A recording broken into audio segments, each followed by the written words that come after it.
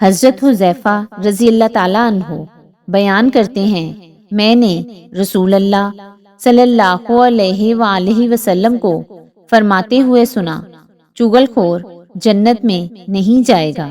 حضرت عبداللہ بن مسعود رضی اللہ تعالیٰ عنہ بیان کرتے ہیں، رسول اللہ صلی اللہ علیہ وآلہ وسلم نے فرمایا، سچائی کو اختیار کرو، کیونکہ سچائی نیکی کی طرف رہنمائی کرتی ہے اور نیکی جنت کی طرف رہنمائی کرتی ہے۔